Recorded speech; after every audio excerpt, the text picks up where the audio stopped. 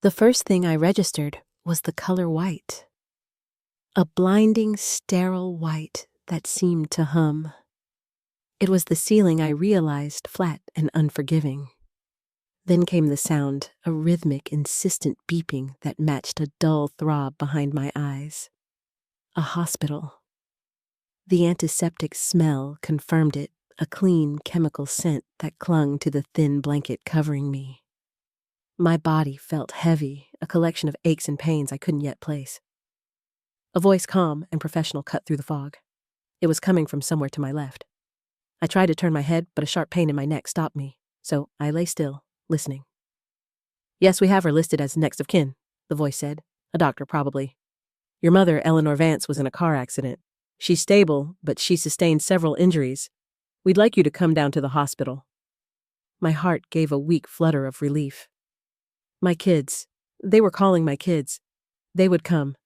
Liam and Chloe. They would rush here, their faces etched with worry. Liam would probably try to be strong, asking the doctors a million practical questions, while Chloe would just hold my hand and cry. They would be here. Everything would be okay. There was a pause. I could hear the faint, tinny sound of a voice on the other end of the line. The doctor listened, his own silence stretching a little too long. "I understand," he said, his tone shifting slightly. It was cooler now, less compassionate. "I see." Another pause. I strained to hear, to make out the words being spoken miles away, transmitted through wires and satellites, words that were about to define the rest of my life. And then the doctor must have switched the phone to speaker. Or maybe the voice on the other end was just that loud, that sharp. It was Liam. My son. His voice was as clear and cold as a winter morning. "Look, I'm sorry this happened," Liam said, and the apology was a hollow thing, a formality. "But there's been a misunderstanding. She's not our real mother."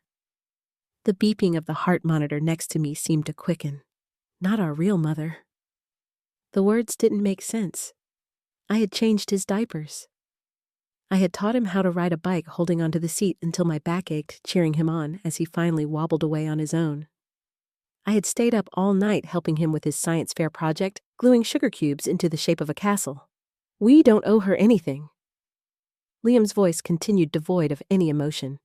It was a business transaction, a closing of an account. "We have our own lives. We can't just drop everything and come running." A faint voice murmured in the background. "Chloe, my Chloe. Liam, maybe we should—" She started, her tone hesitant, weak. "Should what, Chloe?" he snapped back. "She made her choices. We didn't ask for any of this. We don't owe her anything." The phrase echoed in the silent white room. It ricocheted off the walls and lodged itself in my chest, a shard of ice. It hurt more than the broken ribs, more than the pounding in my head. It was a pain so profound, so absolute, that it stole the air from my lungs. The steady beeping of the monitor beside me grew frantic, a wild, panicked rhythm. The doctor said my name, his voice suddenly sounding far away, as if at the end of a long tunnel. But I couldn't answer. I was falling. The white ceiling dissolved into a swirling gray, and then a deep, welcoming blackness.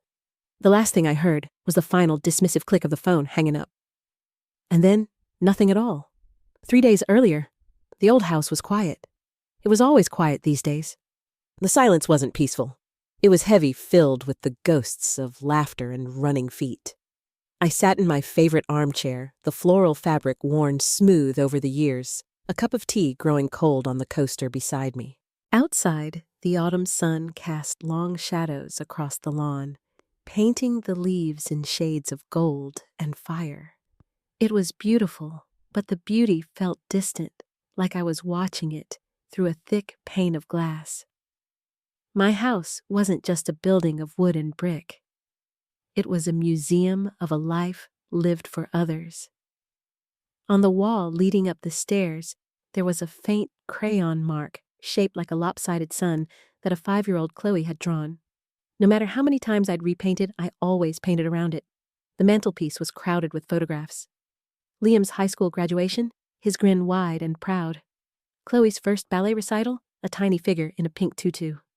The three of us on a beach vacation squinting into the sun, my arms wrapped around them both. They were my world captured in silver frames. But the frames were gathering dust. I picked up my phone, my thumb hovering over Liam's contact photo. He was smiling, but it was a professional headshot, not a real smile. I pressed the call button, my heart doing a familiar little jump of hope. It rang once, twice, 3 times before going to voicemail. "Hi, you've reached Liam.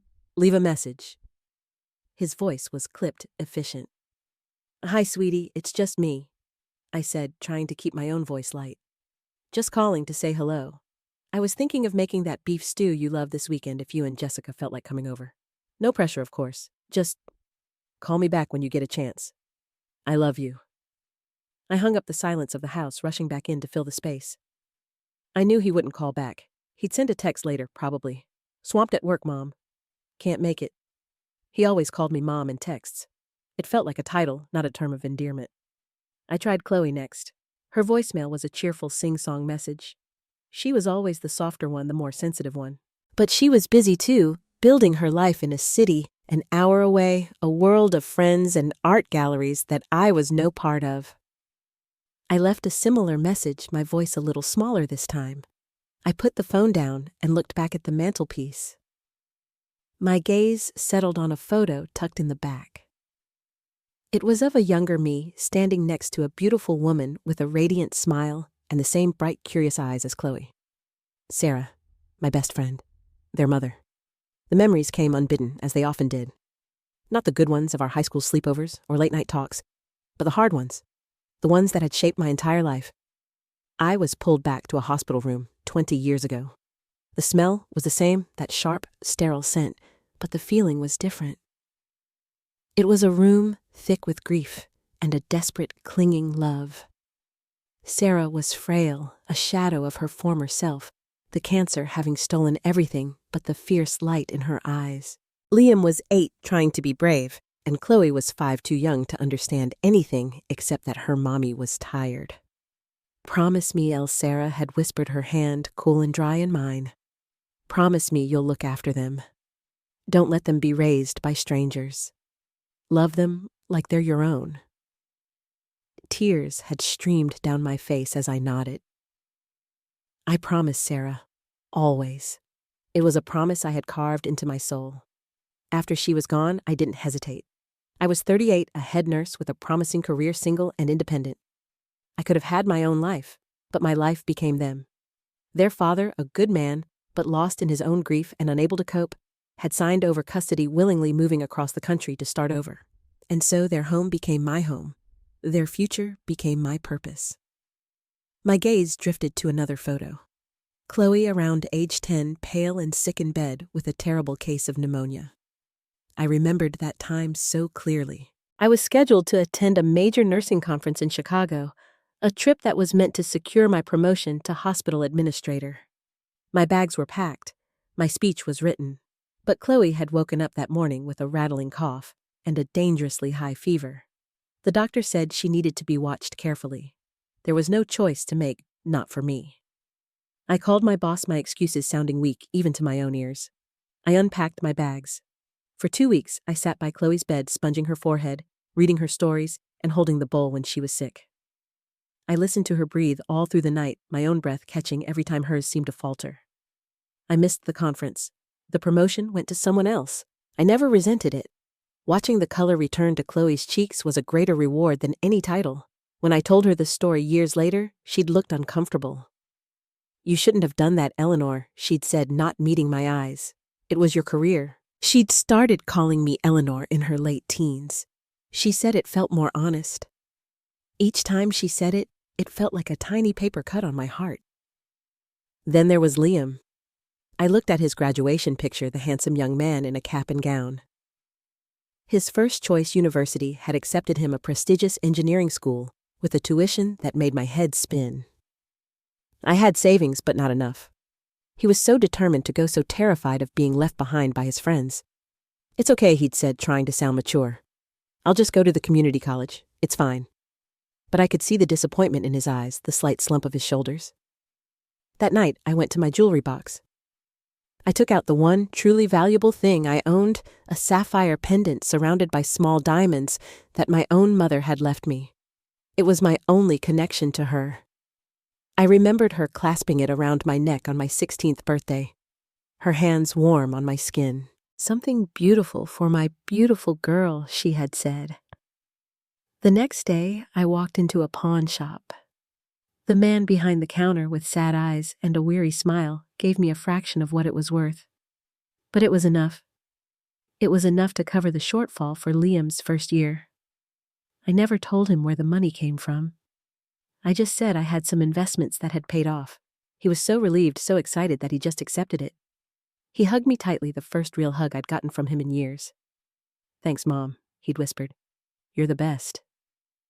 He hadn't called me Mom in person since.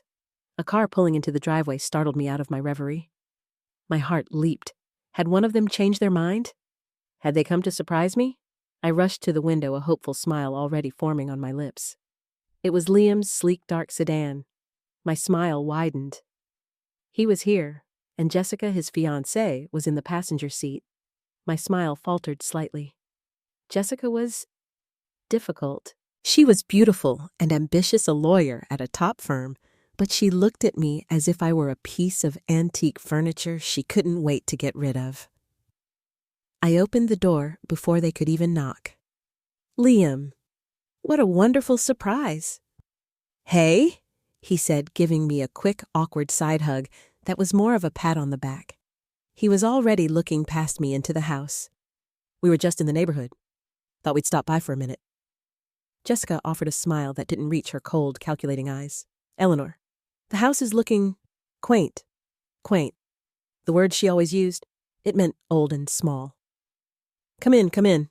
"I was just about to make a fresh pot of coffee," I said, bustling toward the kitchen. My earlier loneliness forgotten, replaced by the nervous energy of wanting to please. "We can't stay long," Liam said, glancing at his watch. He and Jessica remained in the entryway as if afraid to venture further in. "We have dinner reservations." "Oh, of course," I said, my hands fluttering uselessly. "Well, how about some cookies I made oatmeal raisin yesterday?" Jessica wrinkled her nose slightly. "I'm gluten-free?" she said, as if I should have known. "Right. Sorry, I forgot," I murmured. They stood there for a few more excruciatingly silent moments. Liam's eyes scanned the living room, the worn armchair, the crowded mantelpiece.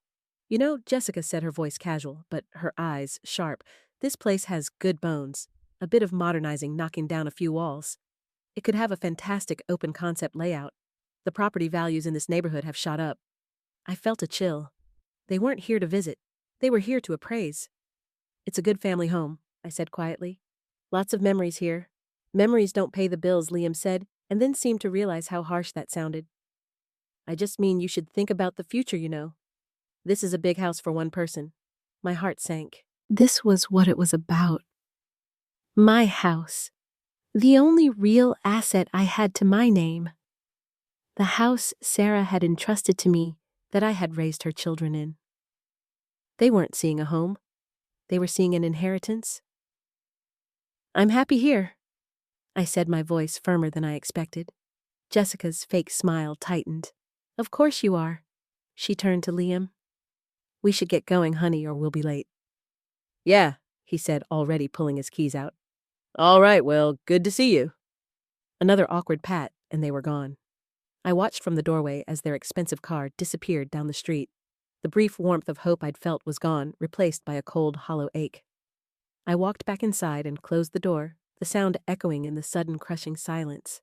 I looked at the photos on the mantelpiece, at the smiling faces of the children I had given my life to, and for the first time, I allowed myself to ask the question that I had been pushing away for years. Did they love me? Or did they just love what I could one day leave them? The question hung in the air, unanswered. I didn't want to know. I picked up my car keys from the hook by the door. The pantry was getting low. A trip to the grocery store would be a good distraction. I just needed to get out of the house. I needed to breathe. The old station wagon groaned as I turned the key, the engine catching with a familiar, comforting rumble. It had been my trusty companion for 15 years, a faded blue vessel that had hauled soccer gear, camping equipment, groceries, and heartbroken teenagers. Unlike Liam's silent clinical sedan, my car had character. It had dents and scratches, each one a story. A long scrape on the passenger side from when a teenage Liam misjudged the distance to the garage wall. A small, star-shaped crack in the windshield from a stray rock on our last family trip to the lake, a trip Chloe had complained was so boring. As I pulled out of the driveway, the cold ache in my chest seemed to settle deeper. I drove through the familiar streets of my town, past the park, where I taught both kids to throw a frisbee past the library, where I'd spent hours helping them with book reports. Jessica's words echoed in my mind. Good bones, open concept, property values. She hadn't seen a home.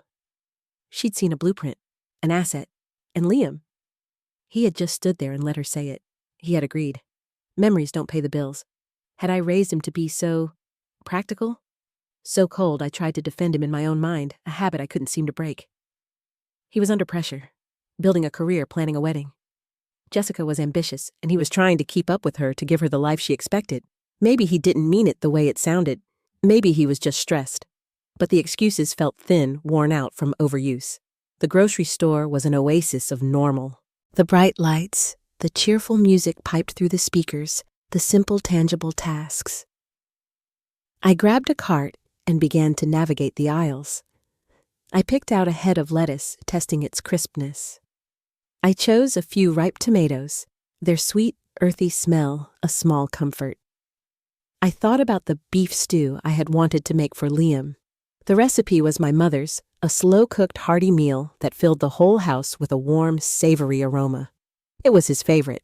He used to ask for it every year on his birthday. Now he had dinner reservations at a place I couldn't afford with a woman who probably considered beef stew to be peasant food. I pushed the thought away and moved toward the dairy aisle. I was just being sensitive. That's what Chloe would say. You're reading too much into it, Eleanor. She was probably right. I was lonely, and loneliness made mountains out of molehills. I decided I would make the stew anyway for myself. And maybe for Maria, my neighbor. She would appreciate it. With my cart full, I paid the cheerful cashier, loaded the paper bags into the back of the station wagon, and started the drive home. The sun was lower now, a brilliant orange orb hanging just above the horizon. It bathed the world in a warm, forgiving light. I felt a little better. The simple routine of the errand had soothed my frayed nerves. It would be all right. Things between parents and adult children were often complicated. We would find our way back. We always did. I was turning onto my street just a block away from the safety of my driveway. I was thinking about whether to have a slice of the apple pie I'd bought for dessert. I was smiling. That's when it happened. It came out of nowhere. A flash of silver from a side street. The driver must have run the stop sign. There was no time to think, only to react. A horn blared a sound of pure panic. I slammed on my brakes, the tires screaming against the asphalt. The world became a chaotic symphony of noise and motion. The sickening crunch of metal twisting and collapsing. The shatter of glass like 1,000 tiny diamonds exploding into the air. My body was thrown forward, the seatbelt cutting sharply into my chest and shoulder. My head snapped back, then forward again, hitting the steering wheel with a dull, sickening thud. The paper bags in the back tumbled, and I heard a jar break. The smell of pickles and vinegar mixed with the acrid scent of the deployed airbag. For a moment, there was only a high-pitched ringing in my ears. The world was tilted on its side. Through the spiderweb of cracks in my windshield, I could see the setting sun, beautiful and indifferent. Then the pain hit. A white-hot, searing pain that seemed to start in my chest and radiate through every inch of my body. I tried to take a breath, but it felt like my lungs were being squeezed in a vice. Someone was shouting outside the car, a woman's voice hysterical. "Oh my God. Are you okay? Someone call 911. I closed my eyes. The beautiful, indifferent sun dissolved into darkness. The next time I woke, it was to the gentle, rhythmic beeping I'd heard before. The fog in my mind was thicker this time, and the pain was a constant, unwelcome companion. A heavy cast was on my right arm. My ribs screamed with every shallow breath. I could feel bandages tight around my head. A woman in bright blue scrubs was checking the IV drip in my arm. She had a kind face with worry lines around her eyes. She smiled when she saw I was awake. "Well, hello there, sleepyhead," she said softly. "Welcome back. You gave us quite a scare."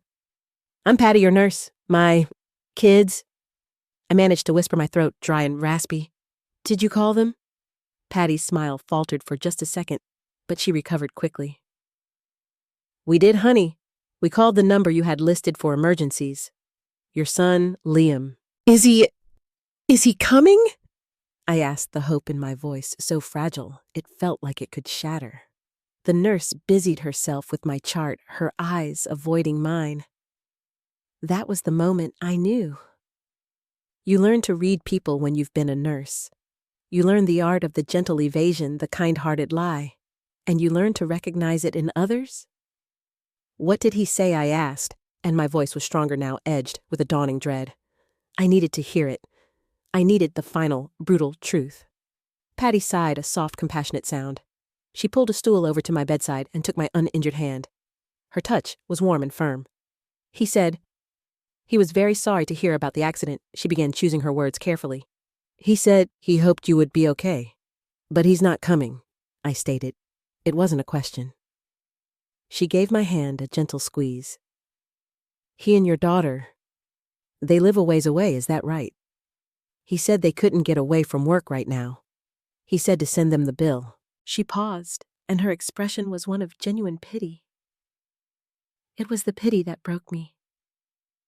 He also said something I'm sure he didn't mean. He must have been in shock. What was it? I insisted, my eyes locked on hers. "Please, Patty, I need to know." She took a deep breath. "He told the doctor.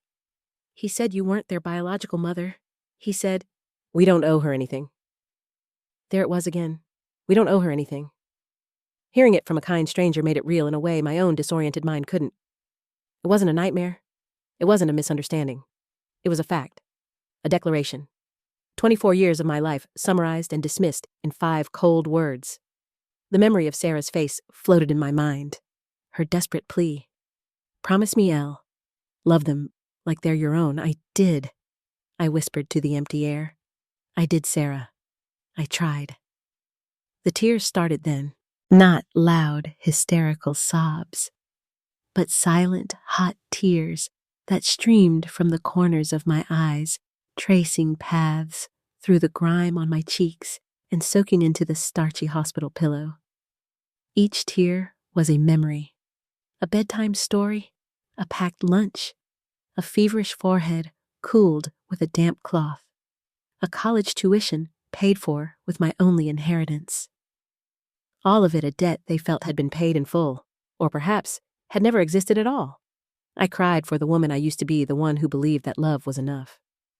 I cried for the years I had given away, years I could never get back. I cried for the promise I had kept to my dying friend, a promise that had ultimately cost me everything. Patty sat with me, holding my hand until the tears subsided. She didn't say a word, and I was grateful for her silence. When my last sob shuddered through my broken body, something strange happened. The crushing weight on my chest didn't disappear, but it shifted. The grief was still there, a deep, raw wound. But underneath it, something new was beginning to form. It was small and hard like a seed. It was anger. And beneath the anger, it was resolve. The love I had felt for them hadn't died. But the illusion had. The illusion that they loved me back in the same way. They had made their position clear. They had drawn a line in the sand. "She's not our real mother." They were right. I wasn't. Their real mother had asked me to do a job. For 24 years, I had done that job with all my heart. Now my work was done. They didn't owe me anything, and I realized with a clarity so sharp, it cut through the pain and the medication, that I no longer owed them anything either. Not my time, not my energy, not my home, not my future. My life was my own again. The thought was terrifying, and it was liberating. I looked at Patty, my eyes clear for the first time. The tears had stopped. My breathing, though shallow and painful, was steady.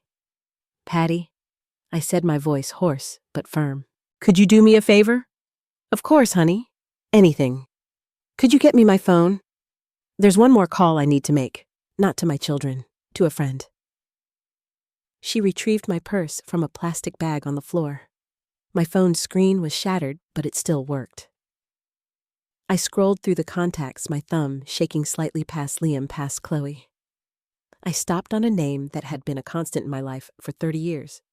Maria. I pressed the call button. She answered on the second ring, her voice a welcome burst of warmth and no-nonsense energy. Eleanor, is everything okay? I saw an ambulance on your street earlier, and I've been worried sick. A faint smile touched my lips. Someone had been worried. Maria, I said, and my voice didn't tremble.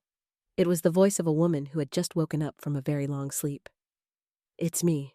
I'm in the hospital. I've been in an accident. I took a painful breath. And I need your help.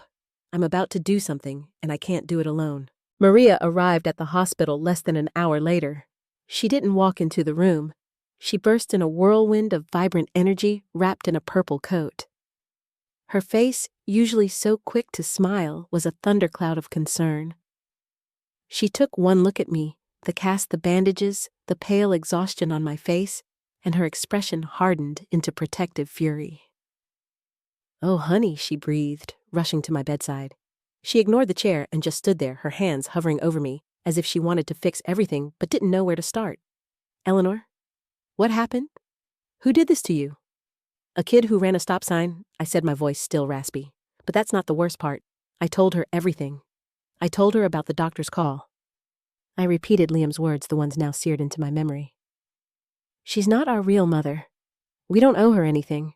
As I spoke, I watched Maria's face transform from worry to disbelief, and then to a slow-burning, righteous anger that was almost terrifying to behold. Maria was my opposite in many ways. Where I was quiet and accommodating, she was loud and confrontational. She had been telling me for years that Liam and Chloe took me for granted. She'd seen them cancel plans at the last minute, forget my birthday, and treat me more like a convenient service than a mother. I had always defended them. Now I had no defense left. That ungrateful little... She cut herself off, taking a deep, steadying breath. She ran a hand through her short salt and pepper hair. I always knew it. I always said it. You gave them your entire life, Eleanor. You sold your mother's necklace for that boy. Did you ever tell him that? I shook my head slowly, the movement sending a dull throb through my temples. No, I didn't want him to feel guilty. Guilty? Maria scoffed, her voice dripping with scorn. A little guilt would do him some good. It might build some character. She started pacing the small space at the foot of my bed, her footsteps energetic and angry. And Chloe, just letting him say that, after all you did for her, the pneumonia, the time you sat with her for a week straight after she had her heart broken by that no-good musician boyfriend, I had forgotten about that. I had held a sobbing 20-year-old Chloe in my arms, stroking her hair, while she cried for days, telling her she was worthy and loved.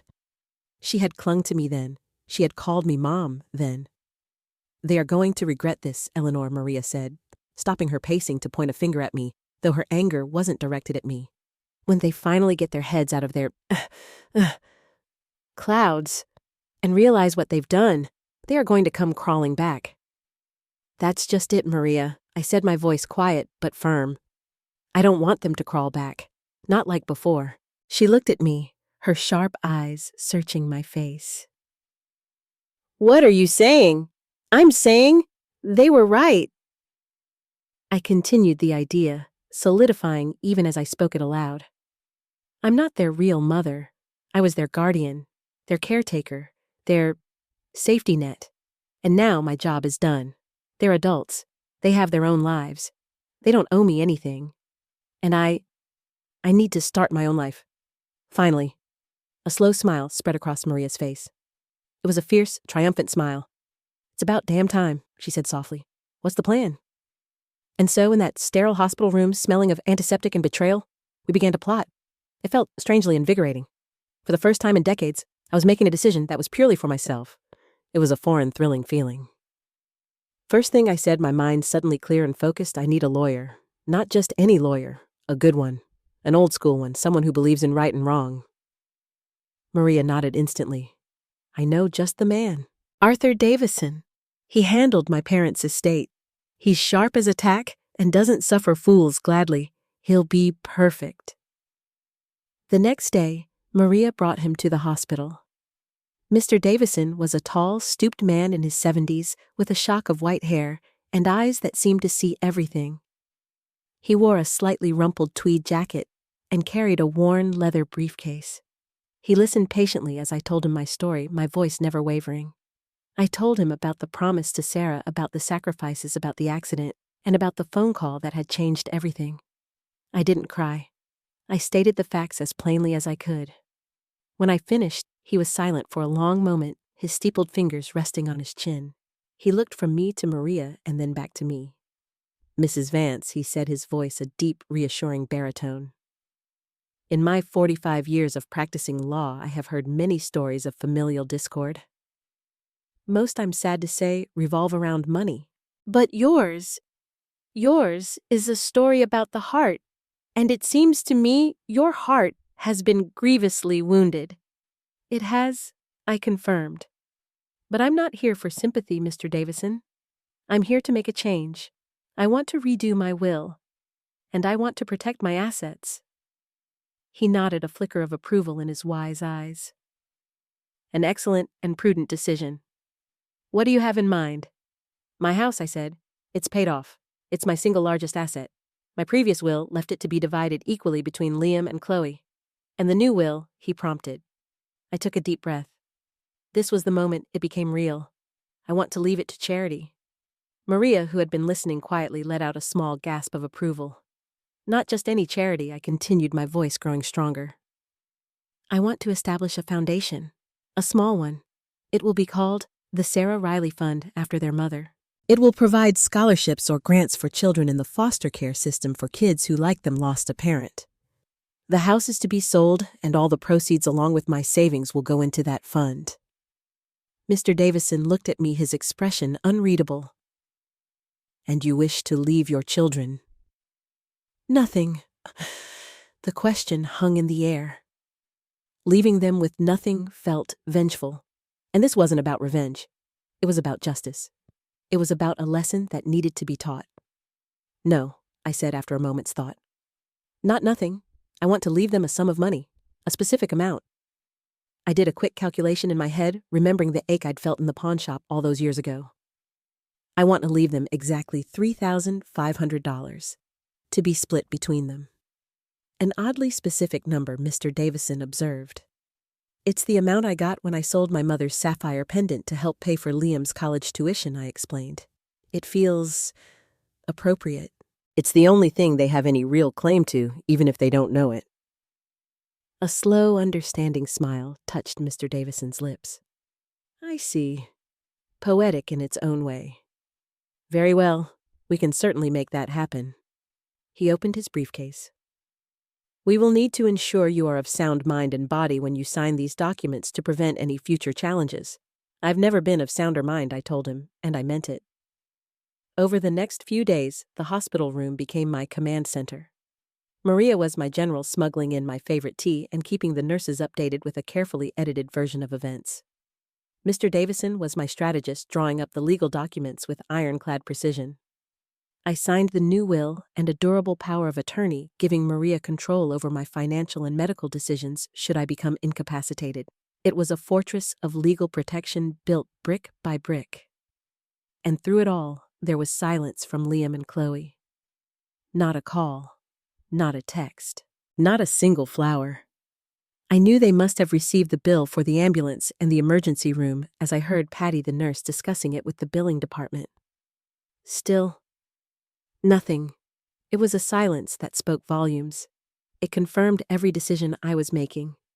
They had cut the cord, and I was simply refusing to be the one left dangling. My physical recovery was slow and painful. Physical therapy was excruciating, learning to move my limbs again, to walk down the hallway with the aid of a walker. But with each painful step, I felt a new kind of strength building inside me. I wasn't just healing my broken bones. I was healing my broken spirit. You know they're going to find out eventually, Maria said one afternoon as she helped me practice with the walker. I know, I said, gritting my teeth as I put weight on my sore leg. They're going to hit the roof. Liam, especially, and that fiancée of his, Jessica. She'll see that house slipping through her fingers and she will lose her mind. Let her, I said, taking another step. Their reaction is their problem, not mine. Finally, the day came when I was ready for discharge. The doctor said I was healing well, but would need weeks, maybe months, of outpatient therapy. He suggested a short-term rehabilitation facility. Absolutely not, I told him, with Maria nodding emphatically beside me. I'll be staying with a friend, I said, looking at Maria. It was the next part of our plan. I couldn't go back to my house, not yet. It was too full of ghosts, and I needed to be free of them. More importantly, if Liam and Chloe ever did decide to show up, I didn't want to be there. Maria had a small, finished apartment above her detached garage, a place her own son used when he visited. It was cozy and private. It would be my sanctuary. So Maria helped me pack my few belongings from the hospital room. As I looked around the sterile white space one last time, I felt a strange sense of gratitude. I had entered this room, a victim, a heartbroken old woman. I was leaving it as someone else entirely, someone I was just beginning to know. Ready? Maria asked, her hand on my arm. I nodded. Ready. As we walked slowly toward the hospital exit, I saw my reflection in the glass of the automatic doors. I looked older, tired. There were new lines on my face. But my eyes were different. They were clear and steady. They were the eyes of a woman who finally knew her own worth. We drove away from the hospital, and I didn't look back. I was driving toward an unknown future, and for the first time in a very long time, I wasn't afraid. I was the architect of my own life now, and the first thing I was going to do was build a wall, a high, strong wall. Let's see if they would ever bother to climb it. Life in Maria's garage apartment was a quiet cocoon. The space was small, but bright, with a large window that overlooked her meticulously kept garden, now a tapestry of late autumn browns and golds. The days fell into a gentle rhythm. I'd wake up, go through the painful but necessary exercises from my physical therapist, read books I'd meant to read for years, and spend long hours just sitting by the window watching the world go by. Maria was a constant, comforting presence. She'd bring me meals, sit with me while we watched old movies, and most importantly, she never once mentioned Liam or Chloe unless I brought them up first. For 2 weeks, there was nothing. The silence was a confirmation, a validation of the path I had chosen. They hadn't noticed my absence because in their lives, I was already absent. They had my hospital bill. They knew I had been seriously injured. And still, they did not call. It was a cruel, quiet proof of their indifference. The first ripple in our quiet pond came not from a phone call, but from a letter. It was from my bank, a standard monthly statement. Maria brought it up to me, her expression neutral. I opened it with slightly trembling fingers. It wasn't the balance that made my heart skip a beat. It was a small printed notification at the bottom of the page. Alert. A recent inquiry on your account was made by an individual claiming power of attorney. For your security, this request was denied as our records show no such authorization on file. Please contact us if you believe this to be an error. I read it twice. My blood ran cold. Power of attorney. They had tried to access my accounts. Maria, I said, my voice barely a whisper. Look at this. She read the notice and her lips thinned into a grim line. Jessica, she spat. It has to be. She's a lawyer. She'd know how to try something like this. She probably drafted some bogus document, and Liam signed it. The audacity of it was breathtaking. While I was in the hospital in pain and alone, they weren't just ignoring me. They were actively trying to take control of my finances. The last vestiges of my sentimental heart hardened into something akin to steel. The image of Liam as a stressed, misguided young man evaporated. I now saw him as a willing accomplice to a cold, calculated financial maneuver.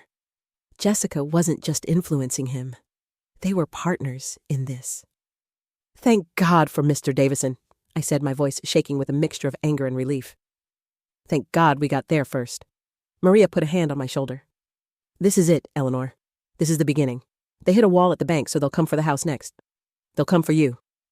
Let them come, I said, folding the bank statement with a decisive crease. We'll be ready. And we were. We didn't have to wait long. About a week later, a little over 3 weeks after my accident, Maria came upstairs, her face a mask of grim satisfaction. They're here, she said simply. My heart began to pound a frantic drum against my healing ribs. Here, at my house, yes. Liam's fancy car is parked in your driveway. He and the bride of Frankenstein are walking up to your front door as we speak. We moved to the window that gave us a partial angled view of my front porch across the street. I could see them. Liam was wearing a sharp suit, looking impatient. Jessica was beside him, her phone in her hand, dressed as if for a board meeting. They weren't dressed for a sick visit. They were dressed for business. I watched as Liam knocked on the door, a sharp, authoritative rap. He waited a few seconds, then knocked again, harder this time. He looks annoyed, I murmured, a strange detachment settling over me. It was like watching a play. He's annoyed because the help isn't answering the door, Maria said darkly. They waited, looking around, a visible frustration growing between them. Jessica said something to Liam, gesturing impatiently at the house.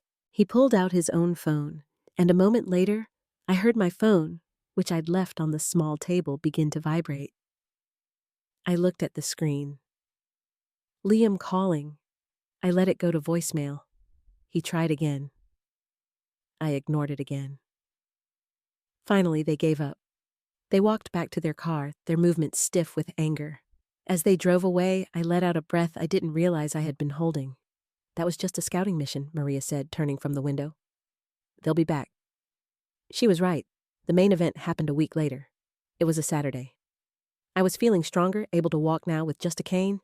I was in my little apartment reading when my phone rang. It was an unknown number. I hesitated, then answered. Hello, Mrs. Vance. This is Nurse Patty from the hospital. My heart tightened. Patty, is everything all right? Oh, yes, I'm fine, honey, she said, her voice warm and familiar. I'm just calling because... Well, it's a bit strange. Your son and daughter are here, in the main lobby. They're asking to see you. I froze. They were at the hospital. A full month after the accident, they had come back to the hospital. Why they're asking for your room number, Patty continued. They seem to think you're still a patient here. They seem quite insistent. An idea, cold and brilliant, flashed in my mind. It was a cruel idea. But they had taught me cruelty. Patty, I said, my voice low and urgent. Can you do me one last favor? Anything for you, Eleanor. Tell them, I said slowly, that I was discharged, but don't tell them when, and don't tell them where I went. Just give them my old room number. Tell them they can check there if they'd like. There was a pause on the other end of the line. I could almost hear Patty's mind working. Then a soft chuckle. Consider it done, honey. You take care of yourself. She hung up. I immediately called Maria, who was out getting groceries. Maria, it's happening, I said, my voice tight with adrenaline. They're at the hospital. I sent them to my old room. They're going to find it empty. And then they'll come to the house, Maria finished for me, her voice excited. They'll think you've gone home. I'm on my way back now. Don't you worry about a thing. The stage is set. After I hung up, I walked to the small desk in the corner of the room. I took out a single sheet of cream-colored stationery and a good pen. My hand was steady as I began to write. I didn't write out of anger or revenge. I wrote with a clarity I hadn't possessed in years. I wrote the truth. An hour later, I was sitting by the window again, my cane resting against the chair. This time, I had a perfect view.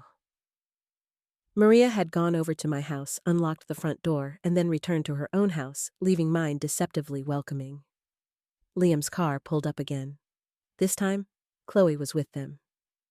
She got out of the back seat, looking pale and nervous. She was twisting the strap of her purse, a childhood habit I recognized instantly. A tiny pang of something pity-regret went through me. I pushed it down. They walked up to the front door and found it unlocked. They exchanged a look, Liam's triumphant, Chloe's apprehensive, and walked inside. The wait was agonizing. I imagined them walking through the quiet rooms, their voices echoing in the empty space. I pictured them calling my name, their calls going unanswered. I wondered what they were thinking, what they were feeling. Were they worried or just annoyed that their objective was proving so elusive? Finally, after what felt like an eternity, they emerged from the house. Liam's face was a mask of thunderous rage. Jessica looked livid, but it was Chloe's face that caught my attention. She was crying. She held a single sheet of paper in her hand. My letter. They stood on my lawn, a tableau of discord. Liam was shouting, gesturing wildly. Jessica was on her phone, probably calling their lawyer. Chloe just stood there, weeping, her shoulders shaking. My phone buzzed. It was Maria calling from downstairs. "Are you watching this?"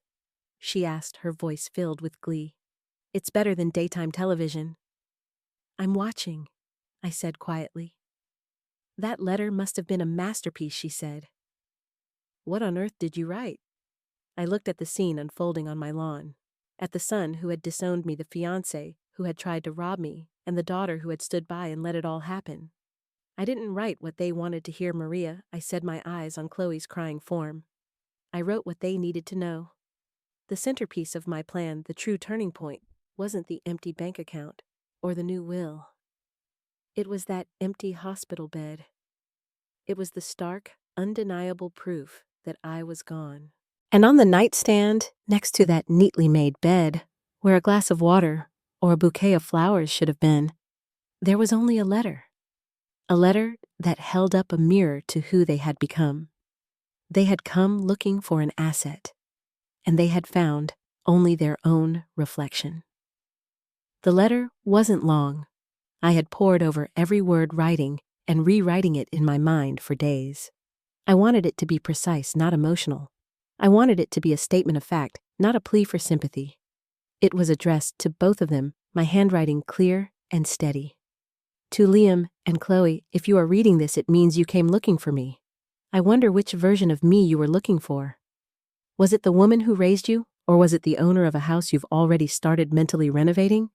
Was it your mother, or was it just an obstacle standing between you and your inheritance? A few weeks ago, after my accident, a doctor called you. He told you I was hurt. He asked you to come. I know what you said, Liam. I heard it. She's not our real mother. We don't owe her anything. You were right about one thing. I am not your real mother. Your real mother was my best friend, Sarah. She was a brilliant, vibrant woman who loved you more than life itself. Her greatest fear was leaving you. Her last wish was for me to step in, to protect you, to love you as she would have. It was a promise I made to her on her deathbed, and it was a promise I have spent the last 24 years of my life keeping. I see now that my love and my promise was a service you utilized, not a gift you cherished. You see, a gift requires acknowledgement. It requires gratitude. A service simply requires payment, and you have made it clear you feel the bill has been paid in full. So I am officially retiring from the position you assigned to me. The role of unpaid, unacknowledged caregiver is now vacant. I have left the hospital, and I have made new arrangements for my life. A life that will, for the first time, belong only to me. My will has been changed. The house you were so interested in, Jessica, will be sold. The proceeds, along with my life savings, will be used to create the Sarah Riley Fund, a foundation in your mother's name to help other children who have lost their parents. It seems a fitting legacy for her and for the promise I made. I have not forgotten you entirely. I have left you something. You will inherit the sum of $3,500. It may seem like a strange amount, but it has significance. It is the exact amount of money I received when I sold my own mother's sapphire pendant, the most precious thing I owned, to cover the shortfall for your first year of college, Liam. I never told you because I didn't want you to feel burdened. But now I see the concept of a burden or a debt is very important to you. So, consider this my final payment. It is the only thing you are truly owed. I don't know if you will ever understand the depth of what you have thrown away. It wasn't a house. It wasn't money. It was the unconditional love of the only mother you have ever really known. You said you don't owe me anything. You have your wish. Your debt is canceled. You are free. Eleanor. Watching them from the window, I could almost chart the letter's impact. Liam's rage was the fury of a thwarted child, a man who had been outmaneuvered. He was likely focused on the financial loss, the sheer audacity of my actions. Jessica, ever the pragmatist, would be calculating the legal angles, searching for a loophole, a way to declare me incompetent. But Chloe, her tears were different. They weren't tears of anger. They were tears of shame. The mention of her mother, of the foundation in her name, of the quiet sacrifices she never knew it, had pierced the armor of indifference she had worn for years. The scene on my lawn finally broke apart. Jessica, her face like stone, herded a still fuming Liam toward their car. Chloe followed numbly, clutching the letter to her chest like it was both a weapon that had wounded her and a shield. They drove away, leaving a gaping silence in their wake. "Well," Maria said, coming up the stairs to stand beside me at the window. "That was quite a show." "So what's next for them?" "A lawyer's office." I imagine I said, my body feeling heavy with exhaustion. The adrenaline was gone, leaving only a hollow ache. They won't give up that easily. I was right. The official-looking letter from the law firm of Goldman Finch and Associates arrived 2 days later. It was addressed to me, forwarded by Mr. Davison. It was a formal, threatening letter, full of legal jargon, all boiling down to one thing: they were contesting my new will. They were claiming I was not of sound mind and body when I signed it, that I was acting under undue influence, a clear jab at Maria, and that I was suffering from mental distress due to the accident. They were demanding a medical evaluation and a formal deposition. "They're playing dirty," Mr. Davison said over the phone after I read it to him. His voice was calm, unruffled. "It's a standard tactic. They're trying to bully you to wear you down until you give in." "I'm not going to give in," I said, my resolve hardening. "I didn't think you would, Eleanor," he said with a hint of a smile in his voice. "Don't you worry. We have all our ducks in a row: your doctor's testimony about your lucidity in the hospital, the timing of their own negligence, the bank statement showing their attempt to gain power of attorney before they even bothered to check if you were alive. They have built our case for us. Let them file. We are ready." The days that followed were a strange mix of quiet healing and distant war. I continued my physical therapy, my body slowly knitting itself back together. But my mind was occupied with the battle being waged by Mr. Davison on my behalf. There were more letters, more legal posturing. Liam and Jessica were relentless. It was during this time that Chloe tried to reach out. She called my phone, which I had started answering again. I saw her name flash on the screen, and my thumb hovered over the green button. I wanted to answer. A part of me, the old me, yearned to hear her voice, to offer comfort. But I knew it was a trap. Not a malicious one, perhaps, but a trap of sentimentality. If I let her in, the old dynamic would reassert itself. I would soften. I would start making excuses for them again. I couldn't afford that. So I let it ring. She left a voicemail. Her voice was thick with tears. "Eleanor, it's me. I got your letter. I didn't know. About the necklace. About anything. I'm so sorry. Liam he's so angry, but I'm not. I'm so sorry. Please, can we just talk? I listened to the message 3 times. Maria saw the look on my face. "Don't you dare call her back?" she warned, pointing a wooden spoon at me. She was in the middle of making soup. "Tears are easy, Eleanor. Real change is hard. Let her sit with it for a while. Let's see what she does when crying doesn't work." It was hard advice, but I took it. I deleted the message. The breaking point, the true pivot in the war, came from an unexpected place. In their desperate attempt to find leverage, to find proof of my supposed incompetence, Liam and Jessica had done something I never would have anticipated. They had gone through every drawer, every closet, every box in the house they still believed would one day be theirs. They were looking for medical records, old diaries, anything they could twist to their advantage. But they found something else entirely. Mr. Davison called me. His voice was different. It was somber. "Eleanor," he said, "we've received a strange communication. Not from their lawyer, but from your son. He left a message. He wants to withdraw the legal challenge. I was stunned into silence. Withdraw? Why, what happened? I'm not entirely sure, Mr. Davison admitted. His message was very brief. He said he found something. He sounded broken. It was the most emotion I've heard from him yet. I had no idea what it could be. I had lived a simple, open life. I had no hidden secrets. What could they possibly have found in that house that would cause such a dramatic reversal? I didn't have to wonder for long. 2 evenings later, as a storm raged outside, rattling the windows of my little sanctuary, there was a knock on the door downstairs. It wasn't Maria. She was already with me, and we were playing a game of Scrabble. We looked at each other, startled. Maria went to the window and peered down into the darkness. She was silent for a long moment. "Oh, my lord," she whispered. "What is it?" I asked, my heart beginning to pound. She turned to look at me, her face pale. "It's them," she said. "It's Liam and Chloe. They're standing in the rain. And Eleanor, they don't look angry anymore. They had found it. They had unearthed the one thing I had forgotten was even there. In the back of my closet on the top shelf, buried under old blankets, was a small, unassuming cardboard box. I hadn't looked inside it in 20 years. It was sealed with brittle yellowed tape. On the side, in my own handwriting, were 2 words, Sarah's things. Inside that box was the truth. Not my truth. Theirs. And it was a truth far more powerful than any letter I could ever write. It was the last will and testament of their mother. The wind howled, throwing sheets of rain against the side of the building. Down below, illuminated by the cold, stark light of Maria's porch lamp, they stood like 2 drenched statues.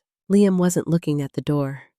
His head was bowed against the rain, his shoulders slumped in a way I'd never seen before. Even from a distance, the arrogant, aggressive posture was gone, replaced by an air of utter defeat.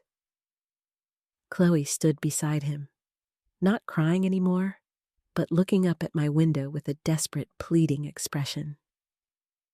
She wasn't holding a purse. She was clutching a stack of old yellowed letters, shielding them from the rain with her own body. "Don't you open that door," Maria said, her voice a low warning. She hadn't moved from the window. "This could be a trick." "It's not a trick," I said quietly. My legs felt unsteady, and I reached for the back of the armchair to steady myself. "Look at them, Maria. This is something else." The fight had gone out of them. The fury, the entitlement, the legal threats, it had all been washed away by whatever they had found in that box. "What was in there, Eleanor?" Maria asked, her voice softer now. "What did they find, letters?" I said, my own memory hazy at first, then sharpening into focus. Letters from Sarah to me, from when she was first sick. We wrote to each other even though we only lived a few miles apart. It was easier for her than talking on the phone when she was weak. And my voice trailed off. Her journals. I think she gave them to me in the final weeks. I packed it all away. I couldn't bear to look at it. I had sealed away the painful memories, not just for myself, but for them. I thought I was protecting them from the full weight of their mother's illness and death. I had wanted their memories of her to be of the vibrant, laughing woman she was, not the frail, frightened woman she became. In trying to shield them, I had hidden the most important part of the story.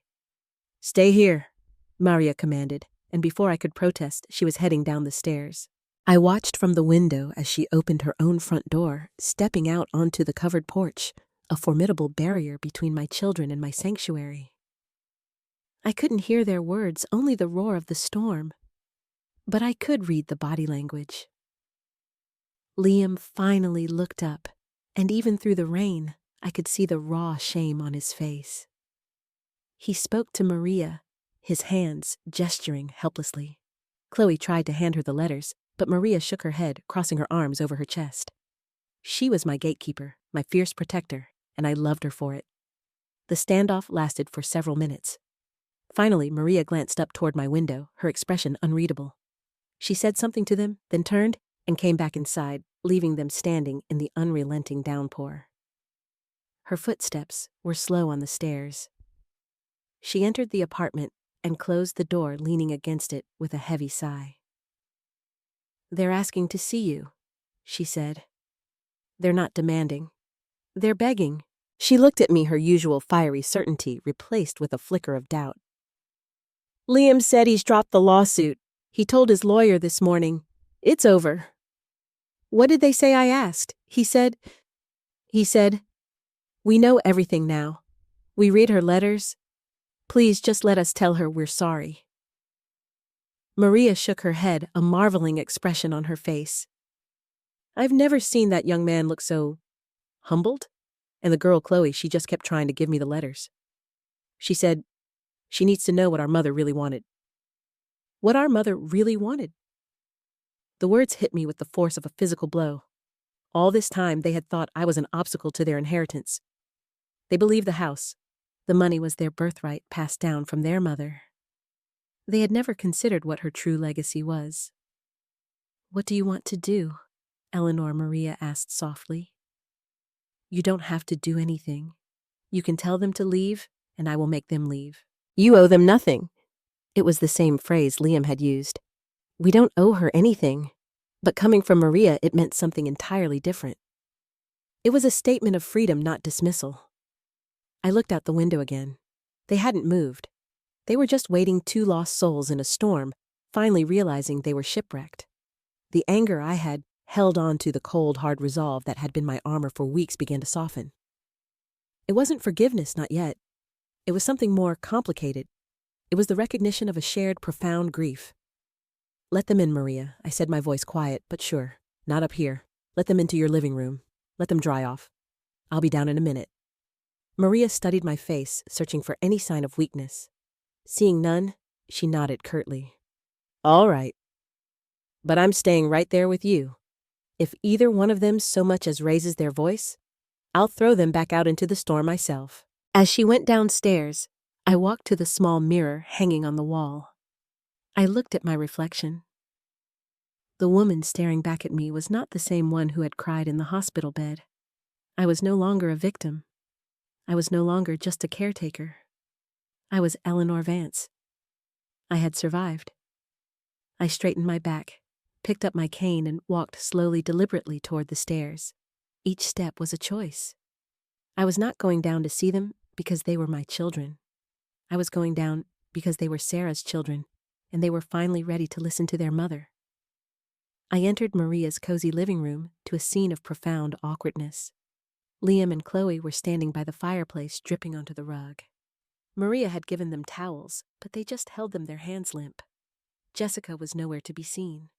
It was the first time I had seen them without her in years, and the change was palpable. The cloud of grasping ambition that always surrounded her was gone, leaving them looking younger, more vulnerable. Liam was the first to speak. His voice was hoarse, unrecognizable. "Eleanor." He couldn't bring himself to say my name and look at me at the same time. His eyes were fixed on the floor. Chloe took a hesitant step forward, holding out the bundle of letters. Her hands were shaking. "We found these," she whispered, "in a box. We read them. I didn't take the letters. I already knew what they said." I looked at Liam. "You read them?" He finally lifted his head. His eyes were red-rimmed and filled with a misery so deep it startled me. He nodded, unable to speak. "Then you know," I said simply. The silence in the room was thick with everything that had been left unsaid for 20 years. The letters weren't just about Sarah's illness. They were a running commentary on her life, her fears, and her one great hope. I remembered the words I had packed away, the words they had just unearthed. I'm so scared." One letter had begun. Not for me, but for them. "Liam is trying so hard to be the man of the house, but he's just a little boy. And Chloe cries when she thinks no one is looking. Their father is a ghost. He can't handle it. You are the only one, Elle. The only one I trust to teach them how to be good people. Not rich people, not successful people, just good, kind people. That's all I want for them. And another near the end, I've been thinking about the house. It's the only thing of value I have to leave them. But a house is just wood and nails. It can't hug them. It can't make them soup when they're sick. It can't teach them right from wrong I want you to have the house, Eleanor. Live in it. Make it a home for them. It's not a burden I'm giving you. It's my blessing. You are their inheritance. Your love is their inheritance.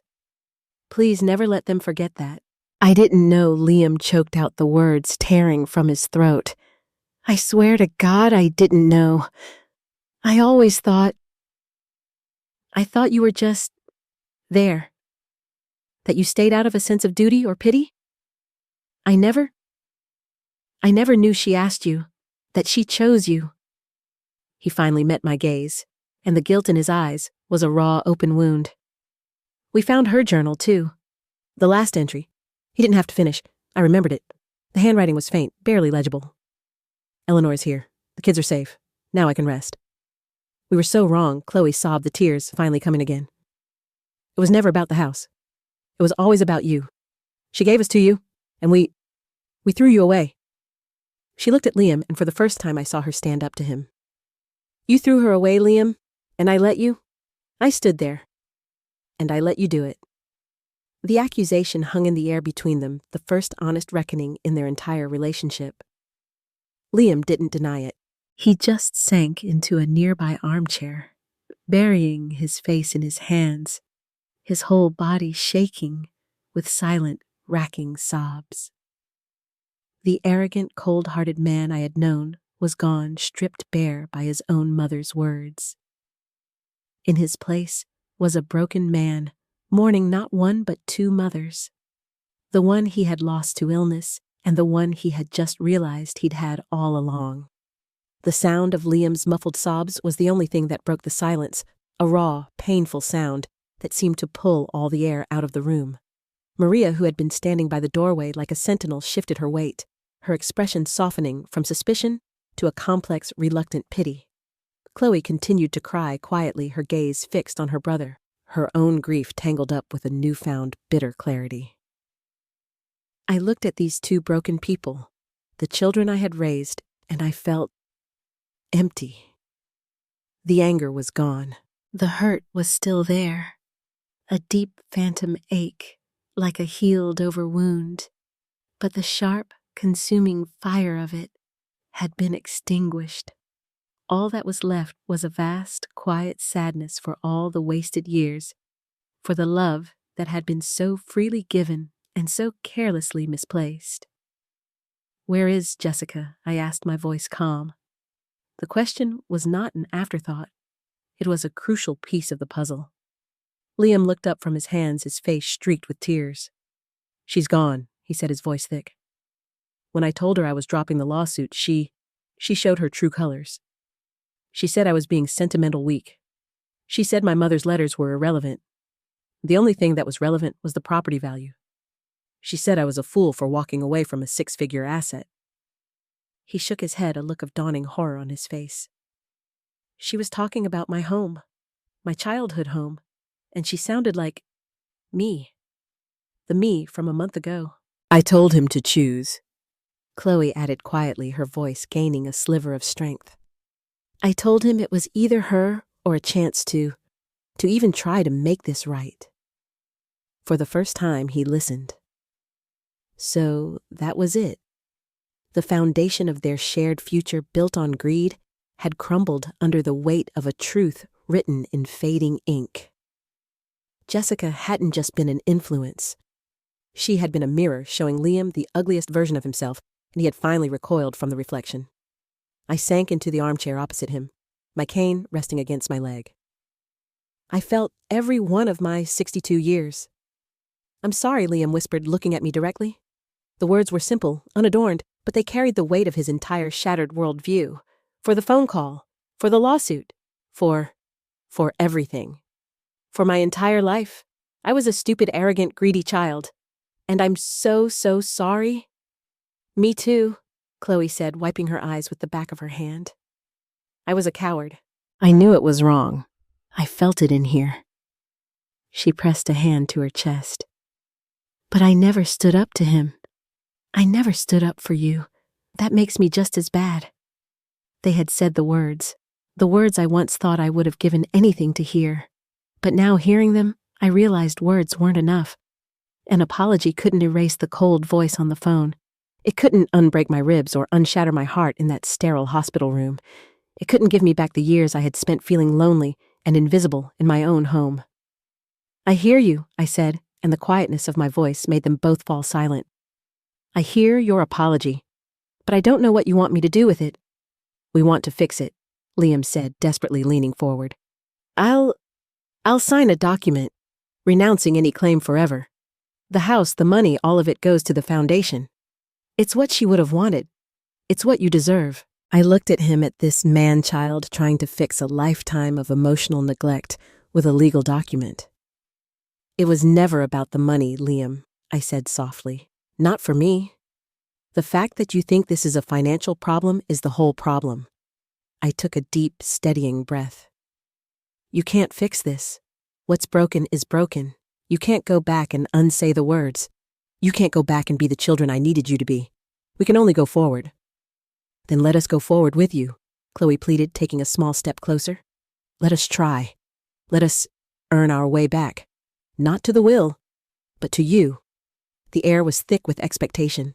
This was the climax of the movie, the moment for the tearful reconciliation, the group hug, the happy ending. But my life wasn't a movie, and my healing wasn't that simple. I stood up, leaning on my cane. They both watched me, their faces full of a desperate, fragile hope. "I'm not changing the will," I said, my voice firm. "The Sarah Riley Fund is the best thing to come out of all this pain. It will honor your mother in a way a house never could. It will stand. That is not negotiable." Liam nodded immediately. "Of course.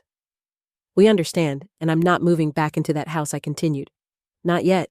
Maybe not ever. That house is a museum of a life that's over. I've found a certain peace in being just Eleanor. I'm not ready to give that up." Their faces fell. This wasn't the resolution they had hoped for. They had confessed, they had repented, and they expected absolution. But absolution wasn't mine to give. Trust, once shattered so completely, doesn't just reappear. It has to be rebuilt splinter by splinter. "So, what happens now?" Chloe asked, her voice barely a whisper. I looked at them, at Sarah's children, finally stripped of their greed and their arrogance, looking lost, and so very young. And in that moment, I knew what I had to do. Not for them, for me. And for the promise I made to Sarah to teach her children how to be good people. Their education had been woefully incomplete. It was time for the final lesson. Now I said, you go home. You start building your own lives based on something other than expectation. You learn how to be a brother and sister to each other. You learn what it means to be sorry, not just to say it. And maybe next Sunday you can come for a visit, not for dinner, just for a cup of tea. We can sit in Maria's garden, and we can talk. We can start there. It wasn't forgiveness. It wasn't a return to the way things were. It was a door left slightly ajar. It was a chance. A flicker of hope returned to their eyes. It wasn't the triumphant hope of having gotten what they wanted, but the humble hope of being offered a single tentative step on a long road back. "Okay," Liam said, his voice thick with emotion. "Okay, Eleanor, we'll be here." "Thank you," Chloe whispered. They left a few minutes later, stepping back out into the storm which had begun to subside. They left without the inheritance they had come for, but with something far more valuable a possibility. I stood at the window and watched them go. Maria came and stood beside me, placing a warm hand on my arm. "Are you sure about this?" she asked quietly. "No," I admitted honestly. "I'm not. But their mother asked me to teach them how to be good. I think this is part of it. Forgiveness isn't a feeling. It's a choice, and it's a process. The story doesn't end with a perfectly mended family. It doesn't end with me moving back into my old house and pretending nothing happened. It ends quietly. It ends with the following Sunday, a bright, clear autumn day after the storm. It ends with 2 chairs set up in Maria's garden, and then a third one brought out by Liam. They came not with demands or expectations, but with a small pot of mums for Maria's garden and a box of the tea I liked. We didn't talk about the past. We talked about the weather. We talked about a book I was reading. Liam asked me about my physical therapy, his voice full of genuine concern. Chloe told a funny story about her work. It was awkward. It was stilted. But it was real. As they were leaving after an hour, Chloe turned to me. "We'll see you next week," she asked, her voice tentative. I looked at her, at the daughter of my best friend, and I saw a glimmer of the woman she could become. "I'll put the kettle on," I said, and for the first time in a very long time, I smiled. A real smile. It wasn't an inheritance they had lost. It was baggage, and in its place, they were being given a chance to earn something that could never be bought or sold. They were learning finally what they owed, and I was learning finally what it meant to be free.